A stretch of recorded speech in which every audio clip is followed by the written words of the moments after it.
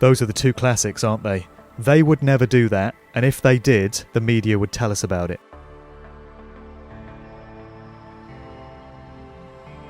And it's just incredible to still hear people uttering those phrases. And to be honest, it just astounds me that there are still people in the world that will accept the official narrative of 9/11.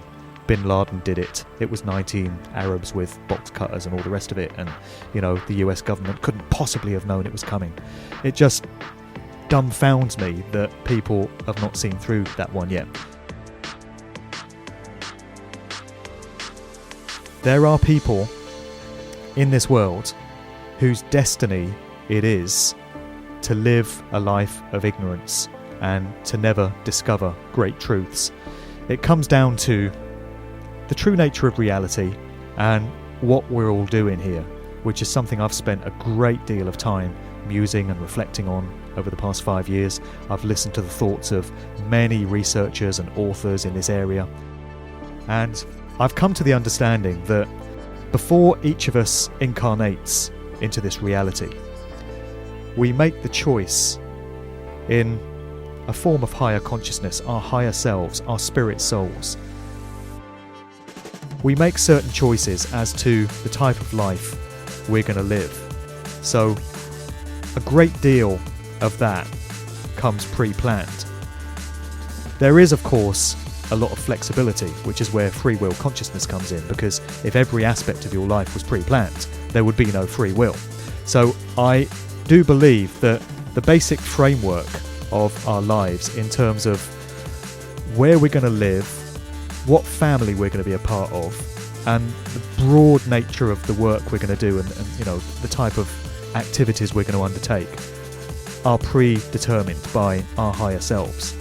And then everything else is open to free will, and we can veer off in one direction or another depending on the choices that we opt to take during our time here.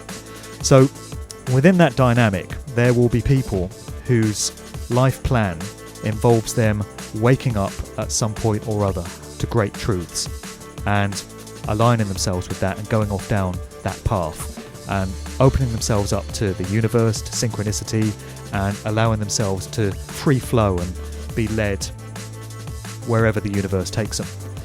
So I think that would be people like myself and yourself, and I'm sure a whole bunch of people listening to this show.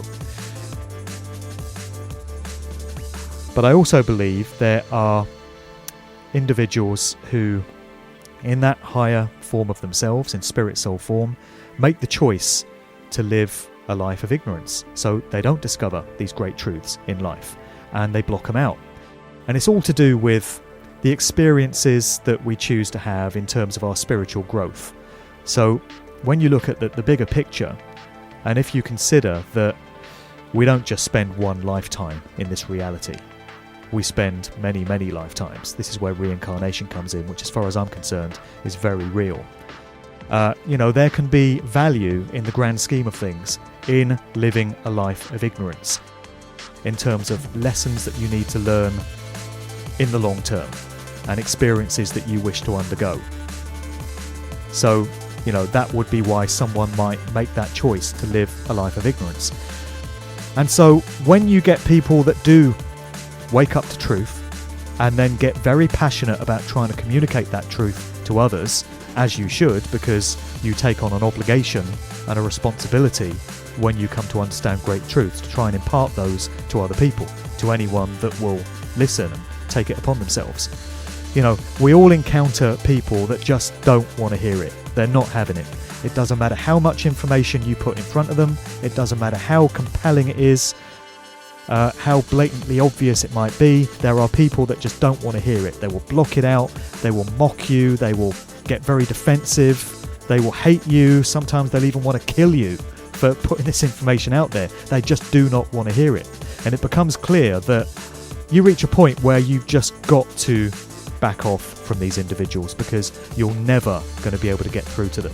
It's kind of written that you're never going to be able to get through to them.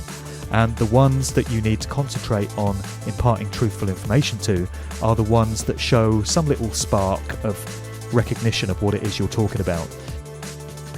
you can always tell these people. There's a little glint in their eye, or there's something about their behaviour that shows that they are actually open to this information, or potentially open to it. And they're the people that you need to work on. But the other group, really, you could waste an entire human lifetime trying to get through to them in terms of imparting truth, and you'll still never be able to do it. That's my view on things. People might disagree, but as I say, after a great deal of reflecting and studying of these areas, that's the conclusion I've come to.